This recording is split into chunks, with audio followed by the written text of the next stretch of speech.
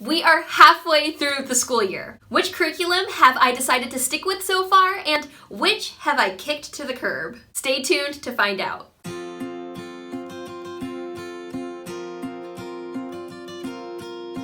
This year, I really changed things up a lot, especially for my older daughter who is now in 2nd grade. Let's see which ones I have loved and which ones I have not loved so much. Oh, and just a side note, between Stacey and I, we have done reviews on our YouTube channel of almost all of these curriculums that I'm going to be mentioning today. So be sure to check out the video card links up in the top right-hand corner to get more information about the curriculum if they seem like something you might be interested in. Let's start with language arts. This year, the all-star MVP brand new curriculum that I just started this year is primary language lessons.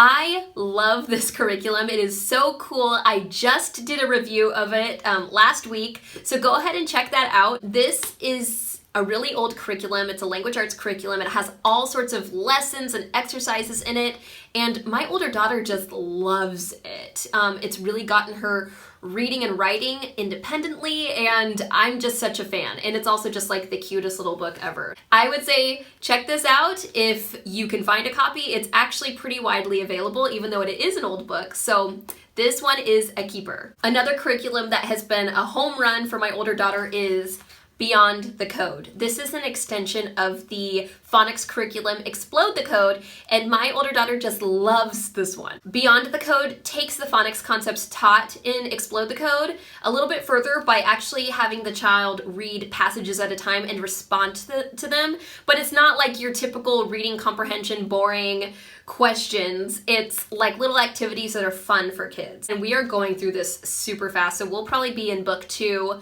of Beyond the Code within the next few months. So this one is also a keeper. For my younger daughter, we're kind of doing what we did for my older daughter back when she was in kindergarten. So this is things like Explode the Code and Bob books. My kindergartner loves Explode the Code. She is in book 2 and is really enjoying it. She kind of flies through it, so for this we'll be in book 3 before we know it.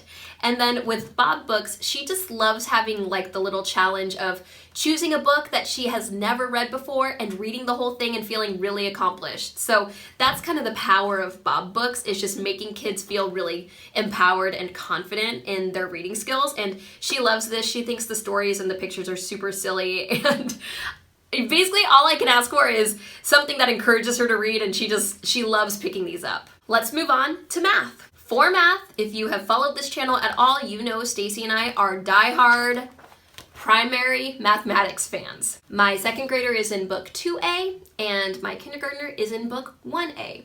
These books have been working great as always. Love them. I really don't have anything to complain about with these. They make math fun. They make it simple for me to teach. It's very open and go.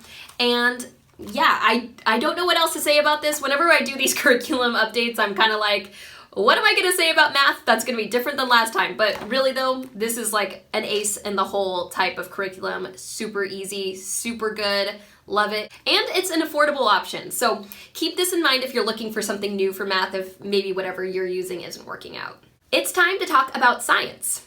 Science has always been a struggle for me to teach. It's not my fave, but I actually tried out a brand new science curriculum this year, and it's called Sassafras Science. Now, the reason why I'm not sounding super excited about this curriculum is because I'm not excited about it. I'm really bummed that this one didn't really work out for us, and I've kind of stopped using it, but I think it's for the best. I'll do a review on it, probably coming out in the next month or 2, but it just wasn't a good fit for us. I'm not a huge fan of the book itself. I think it took way too long for us to read through it just to get little nuggets of information. But like I said, I'm going to do a complete review on this and I will share all of my thoughts there. But just so you know, I have stopped using Sassafras Science. What I have been using that has been really great is using the YouTube channel Homeschool Science Club.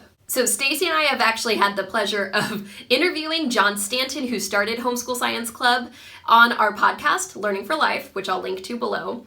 And he is just such a cool guy. He knows so much about science. He knows how to make it fun for kids. So that has been really fun for us. I think that science, for my kids at least, is really taught easily if shown visually. And also he does have worksheets available for free on his website that you can use for your homeschool. And I hear them talking about what they have learned in these lessons later, which is like the best thing that a homeschool mom can ask for. So I've loved Homeschool Science Club, and I think that you should check it out. Even if you're not looking for a science curriculum, you're just looking for a way to incorporate science into your daily life.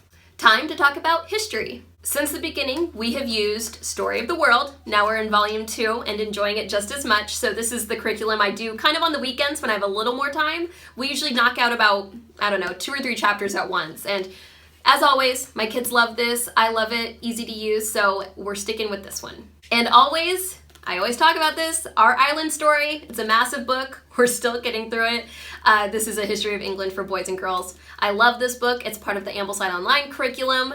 And yeah, it tells the story of England in kind of a storybook type way that kids can digest. So this is also one that we have stuck with since the beginning, and I love it. Alongside our readings of Our Island Story, we have also been incorporating a book of centuries, which has been so much fun, and it's been something that I have been wanting to do forever.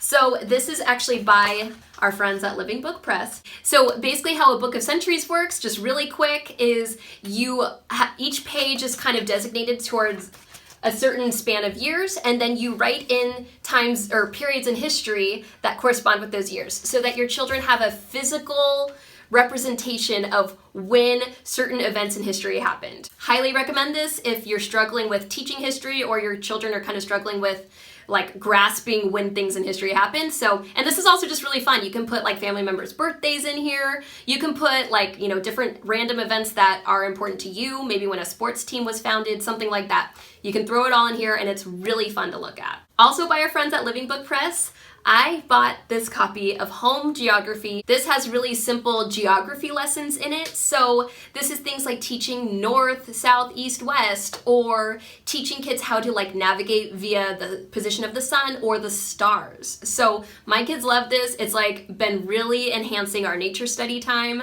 And I don't know, I just feel like these are really fun skills for kids to have. And the lessons are also really short and really easy. So this one is a must-have. Just a side note on Living Book Press, I will link to the Living Book Press website below.